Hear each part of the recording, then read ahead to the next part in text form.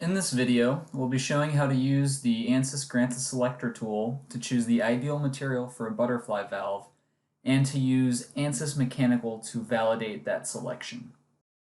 The goal of this project is to select the ideal material for this butterfly valve.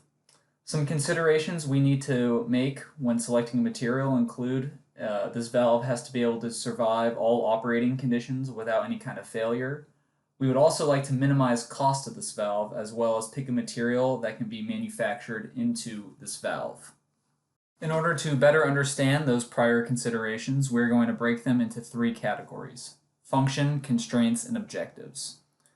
For the purpose of this project, we're only going to be looking at the body that will take the majority of the pressure load on the valve, or the valve body located in the middle of the valve there. We're going to simplify that valve body to be a panel loaded and bending. And the length and width of this panel is fixed since the diameter of our pipe is fixed, but the thickness will be able to vary. Our constraints, we want that valve body to have an adequate strength to where it won't deflect in any way that will cause leakage. We also want the valve to be resistant to both fresh and salt water, as well as resistant to adhesive wear. We also want to use a casting manufacturing process in order to make the valve body. And finally, our objectives are we want to minimize the cost of the valve as well as the volume or thickness, since that is the free dimension of our valve body.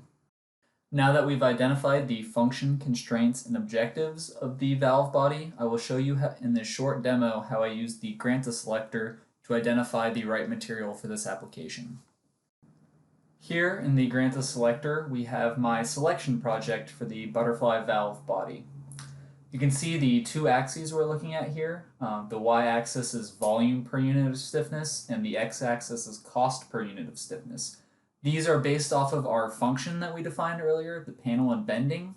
So on the y-axis, the further down you go, the thinner that valve body needs to be, which is one of our objectives that we're looking at.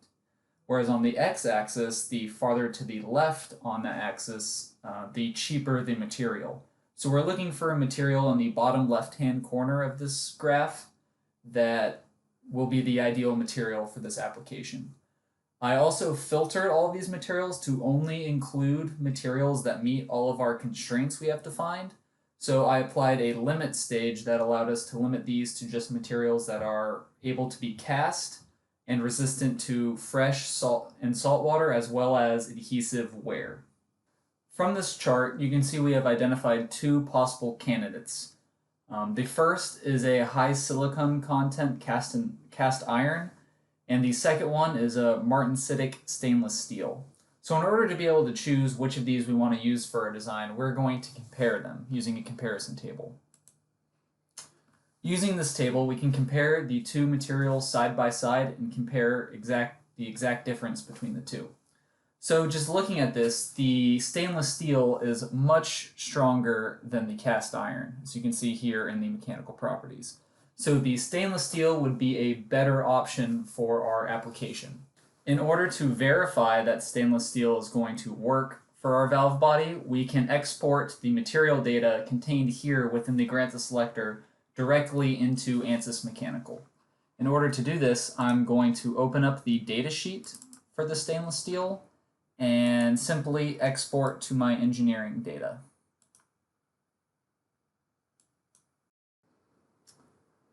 Now that we're in Ansys Mechanical, you can see the stainless steel that we selected in the GRANTA selector has come through into our analysis here. So we can use Ansys Mechanical to set up an analysis to verify that we have the correct material chosen. In this analysis, I'm applying a pressure load to the valve body here of 1000 psi.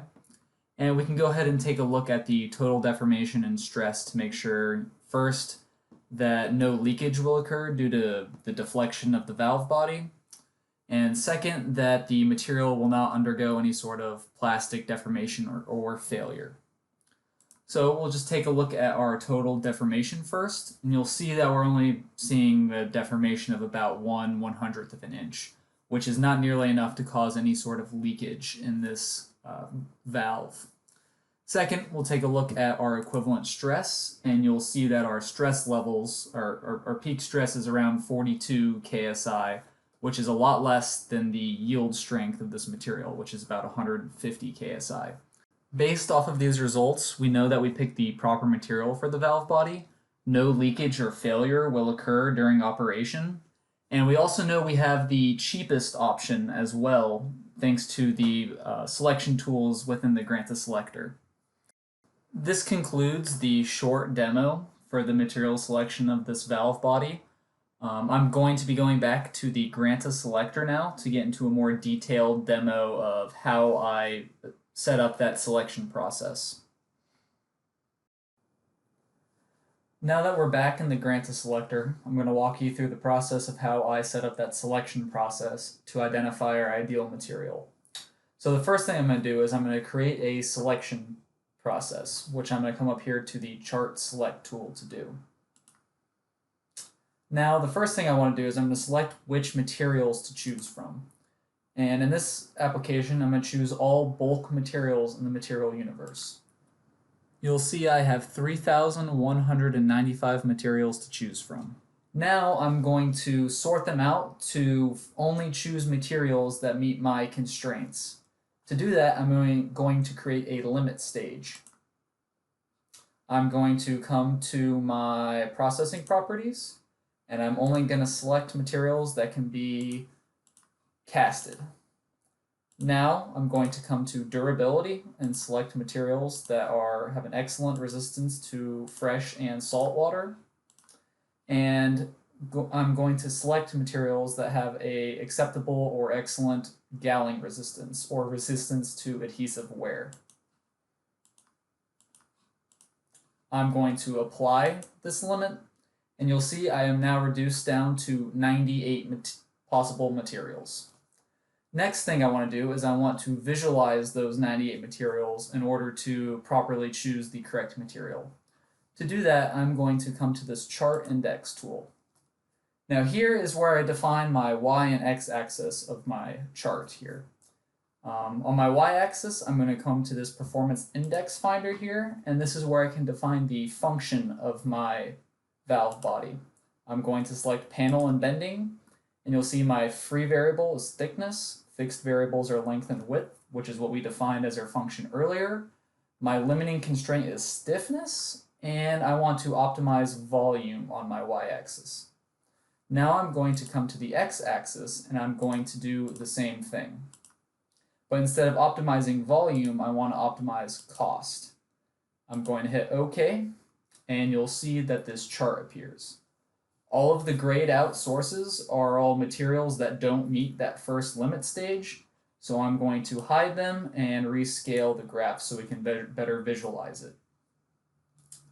Now I want to identify from this chart which materials are going to be properly suited for this application. Like I mentioned earlier, I want materials on the bottom left-hand corner of this graph, because the further down on the y-axis I go, the less thickness I need for that valve body, and the farther left I go on my x-axis, the cheaper the material. So you'll see we have a couple of groups here of materials that are promising. We have a couple of types of stainless steel down here, and a couple types of high silicon cast iron over here. I'm just going to go ahead and label our two materials over here that are the cheapest of these two groups. And I want to compare the two of them in order to see which material is better suited. I'm going to right click on the first one here, hit add to comparison table, and you'll see I now have this table appear here with just one material in it. So I'm going to come back to my graph and add the next one to a comparison table. And now you'll see I have the two materials side by side to each other. If I want to compare one versus the other, I'm just going to set my stainless steel here as my reference, and it'll show me how the cast iron compares to the stainless steel. So you'll see the volume per unit of stiffness is higher, whilst the cost per unit stiffness is lower. Now that we have the two materials side by side, we can compare the material properties to see if one material is better suited than another. So off the get-go, we can come down here and we can see that the cast iron has a much lower strength than our stainless steel. So in our application, the cast iron might not be strong enough compared to the stainless steel. So in order to verify this, we will bring both materials into Ansys Mechanical in order to verify which material is better than the other, to see if maybe the stainless steel might be a better option since it can withstand the stress due to pressure a little bit better than the cast iron. So I'm going to go ahead and bring both of those into Ansys Mechanical by opening up their data sheets. I'm going to do the stainless steel here first and exporting them to engineering data. And I'm going to repeat the process with the cast iron.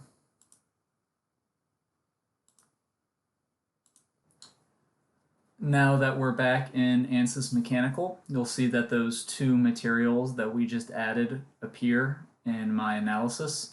And we'll change the valve body to be that stainless steel first, and then run our analysis and take a look at the results. So you'll see I already have everything set up. I have the model connected with all these contacts set up. I have my boundary conditions and my loads being applied here in the static structural analysis, and we'll go ahead and take a look at our total deformation of the valve body first. And you'll see that it only deflects by about 1/100th of an inch, which is a very small amount and wouldn't really result in any kind of leakage through the valve. We can go ahead and take a look at our equivalent stress as well, and you'll see that our peak stress is around 41,000 psi, which, looking at our material, our yield strength is around 150,000 psi. So we're well below our yield strength of our material. Finally, we can reassign that valve body to be that cast iron to also test that out. I have that run in another analysis here. We'll take a look at our total deformation first, and you see that this material is not as strong as the stainless steel. It's deflecting by about 5/100th of an inch rather than that 1/100th, so about 5 times the deformation of the stainless steel. So it doesn't have nearly as good of performance, and this amount of deflection could result in a small amount of leakage, but maybe not. We can go ahead and also look at the equivalent stress in the valve body of the cast iron, and the yield strength for this material is only around 24,000 psi. And if you're familiar with cast iron, it's a brittle material, so it doesn't really yield as much as just fails at that point.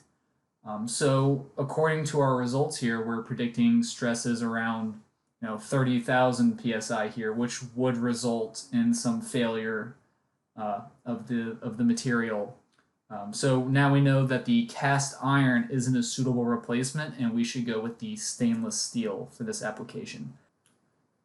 Just to cover what we've shown so far, the GRANTA selector enabled us to select the ideal material for our butterfly valve. Using our selection process, we were able to determine the cheapest possible material for this application that meets all of the design criteria that we laid out at the beginning of this demo. Also, the direct integration with Ansys Mechanical allows an easy verification of that material, and it allowed us to rule out some other materials that were possibilities. That concludes this demo for the material selection of this butterfly valve. Thank you for watching.